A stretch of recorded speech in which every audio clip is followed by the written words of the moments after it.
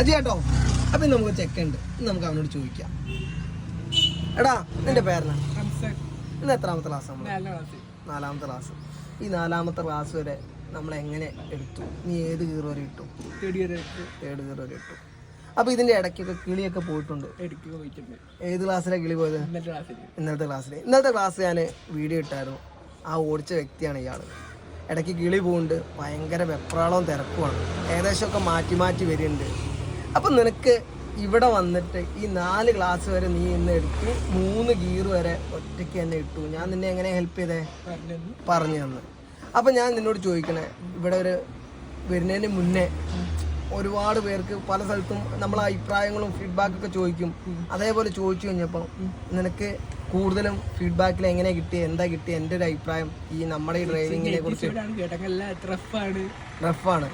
പക്ഷെ എന്താ റഫിന്റെ കാരണത്തിൽ വേറെ എന്തെങ്കിലും അവർ പറഞ്ഞോ? പഠിക്കുന്ന കാര്യത്തിലോ അല്ലെങ്കിൽ വേഗം പഠിച്ചു കിട്ടുന്നുണ്ട്, പക്ഷെ റഫാന്ന് പറഞ്ഞു. നീ ആരോടാണ് കൂടുതലും ചോദിച്ചേ? ചെറുക്കന്മാരോട് ചോദിച്ചേ. അവരൊക്കെ ഏകദേശം എത്ര ക്ലാസ് നമ്മുടെ അടുത്ത് വന്ന് കാണുന്നു നീ ചോദിച്ചു? 7 ക്ലാസ്. ആ 7 ക്ലാസ് വരെ എടുത്തു കഴിഞ്ഞിട്ട് അവർ ഒറ്റയ്ക്ക് വണ്ടി എടുത്ത് പോകുന്നുണ്ടോ? ലൈസൻസ് ഒക്കെ എടുത്തില്ലേ? എടുത്തു. അപ്പം 7 ക്ലാസ്സേ അവർ വന്നിട്ടുള്ളൂ. ഞാൻ ഇച്ചിരി റഫാണ്, പെട്ടെന്ന് പഠിക്കും എന്ന് പറഞ്ഞു. ഓക്കെ, ഇനിയിപ്പം നിനക്കിപ്പം വീഡിയോ എടുക്കണേ എന്തിനാ വെച്ച് കഴിഞ്ഞാൽ ബാക്കിയുള്ളവരും കൂടെ കാണാൻ വേണ്ടി തന്നെയാണ്. ഈ 4 ക്ലാസ്സായി. ഈ 4 ക്ലാസ്സിൽ നിനക്ക് വഴക്ക് കേട്ടിട്ടുണ്ടോ? ചെറിയ തോതിൽ അടി കിട്ടിയിട്ടുണ്ടോ? ഓക്കെ, നീ നമ്മൾ ക്ലാസ് എടുക്കുമ്പോൾ നമ്മുടെ കൂടെയുള്ള പിള്ളേർ പലരും വരുമ്പം നിന്നോട് ഞാൻ പറയണ അത്രയും ഞാൻ അവരോട് ഞാൻ പറയാനുണ്ടോ? വഴക്ക് പറയലും അടി കിട്ടലോ അല്ലെങ്കിൽ എന്തെങ്കിലും നമ്മൾ കൊടുക്കലുണ്ടോ ബാക്കിയുള്ളവർക്ക്? ഇല്ല. നിനക്ക് കിട്ടാനുള്ള കാരണം നിനക്ക് കഴിവുണ്ട്. അപ്പൊ ഞാൻ പറഞ്ഞു വന്ന കഴിവുണ്ട്. ഇതൊക്കെ നമ്മുടെ ചെറുക്കന്മാരാണ്. ഇവരൊക്കെ ഏകദേശം നമ്മുടെ മൈൻഡിൽ എന്താണ്, ഒരു 7-8 ക്ലാസ് കൊണ്ട് എന്താവണം, ക്ലിയർ ആയിട്ട് പോകണം.